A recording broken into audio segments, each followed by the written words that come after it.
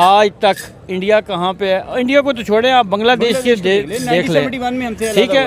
और आज जो हमारे हालात हैं, आप रिसेंटली ये हम भाई सारे किसी एक टूर पे गए हुए थे, हमारी पाकिस्तानी करेंसी कोई नहीं लेता वहाँ पे, ये हालात है हमारे। नहीं रही, आप बाहर चले जाएं, आपका इमेज नहीं है वहाँ पे, आपका इमेज कोई किक आउट कर रहे हैं आपको।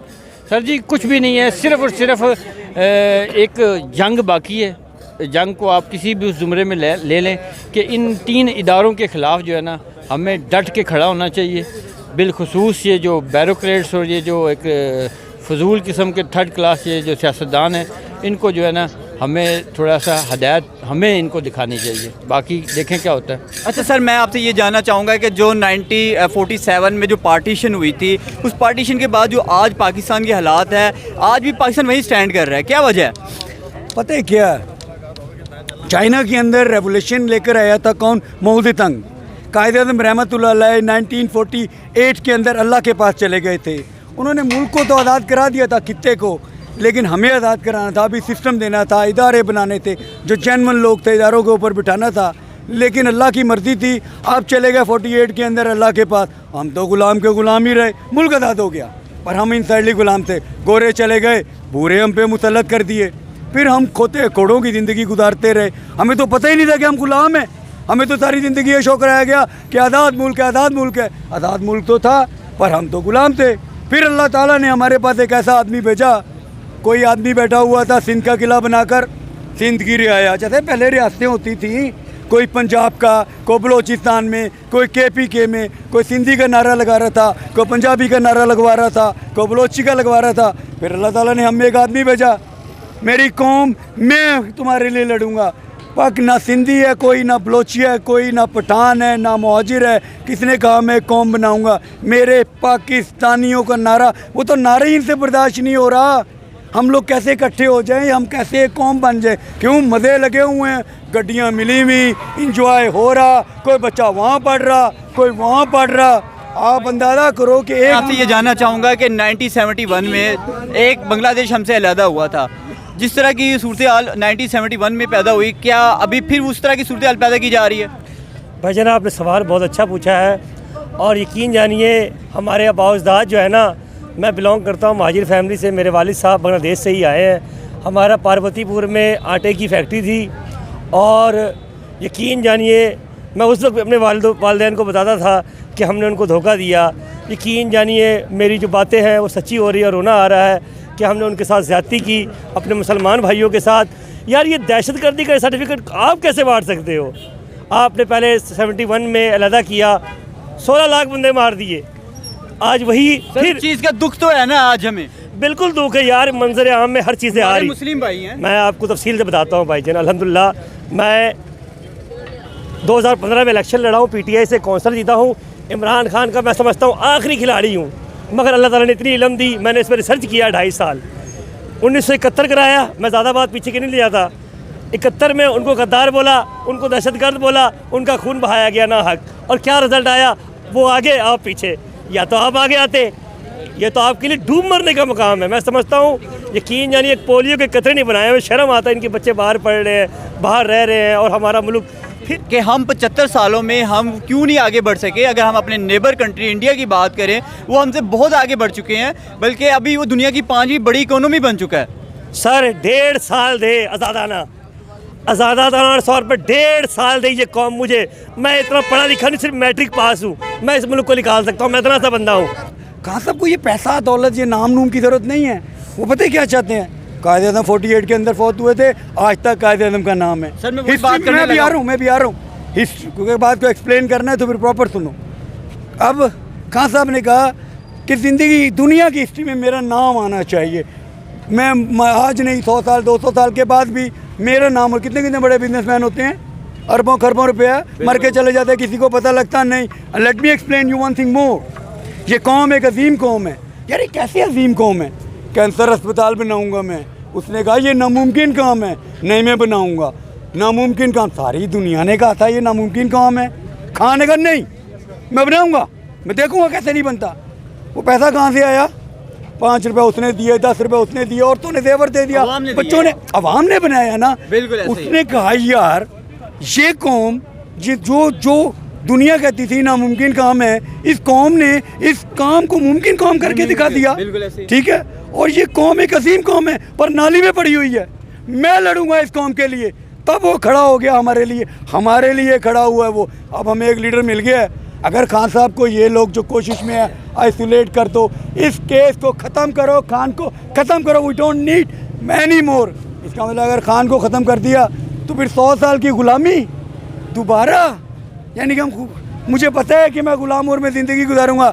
मैं तो अल्लाह से दुआ करता हूँ कि अल्लाह उस ग़ुलामी से बेहतर तो मौत है यार, उतार। तो ग़ुलाम का मतलब क्या है? ग़ुलाम, take off your fucking cloth, उतारो अपने कपड़े, उतारने पड़ेंगे, ग़ुलाम है ना, क्या करेंगे फिर? वो जो कहेंगे हमें वो करना पड़ेगा, और ग़ुलामी ना मंजूर यार।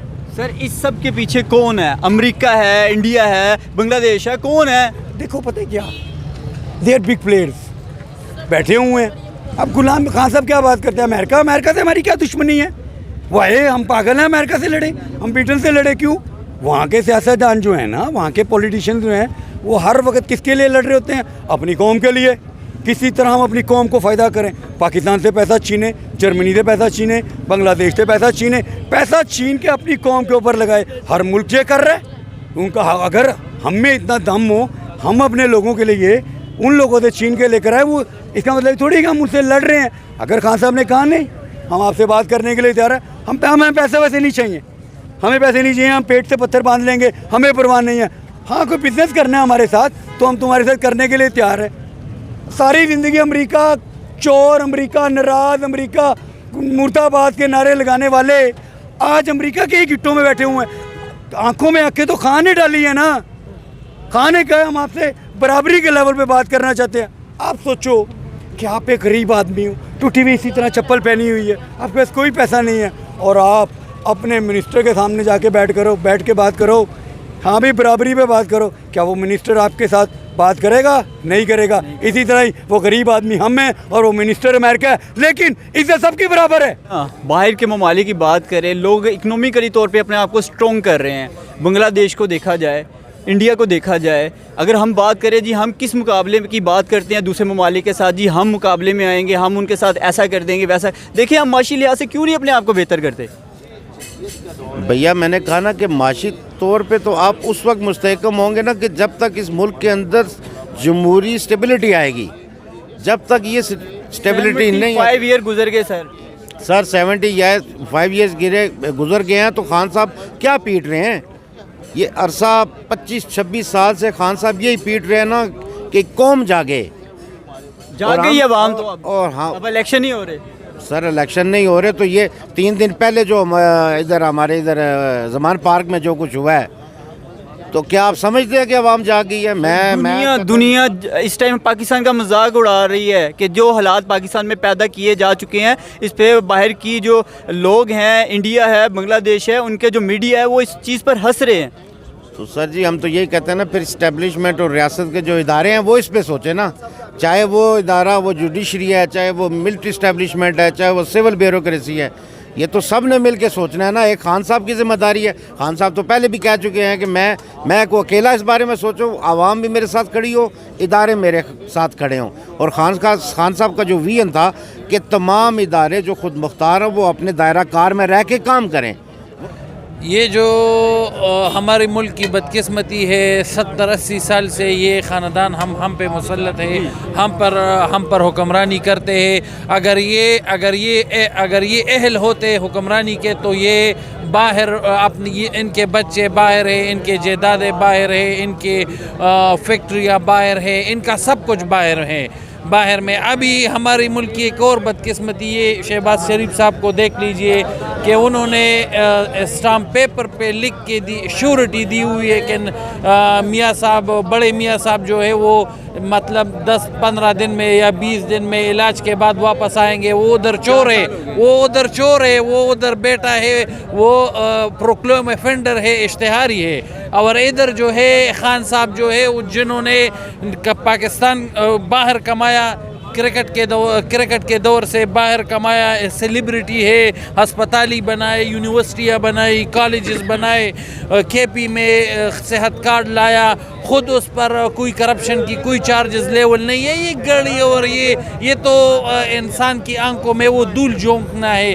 तो खुदा के लिए हम एक मीडिया की वसासत से ये दरख्वास्त करते हैं कि ये मुल्क और तबाही का मुतहम्मिल नहीं हो सकता।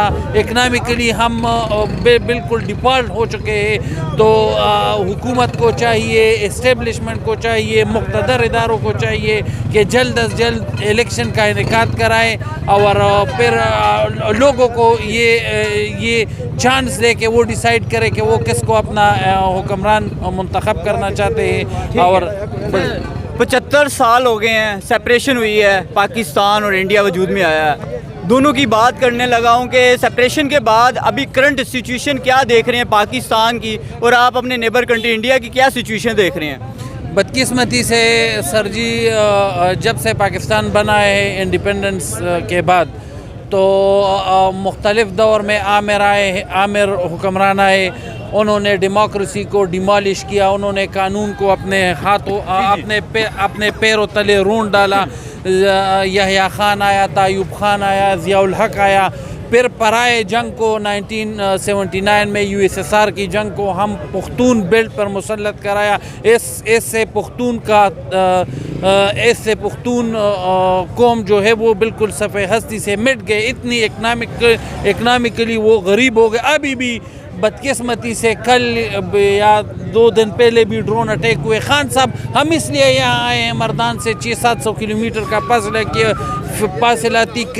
फासला तय किया हुए गाड़ियों में आए हैं कि उसके ज़माने में 4.5 साल की उम्र में कोई ड्रोन अटैक नहीं हुआ, कोई फॉरेन इंटरवेंशन नहीं थी। तो हम आपकी मीडिया की तौर पर, मीडिया की वसासत से ये दरख्वास्त करते हैं मुक़्तदर इदारों से, हुकूमत से, साहिब इस्तिताअत लोगों से कि खुदा के लिए ये मुल्क जो है वो और नुकसान का मुतहम्मिल नहीं हो सकता। अगर जल्द अज जल्द इलेक्शन हो जाए इस मुल्क में, जो खान साहब का मुतालबा है वो जेन्युइन भी है, वो कोई गलत भी नहीं।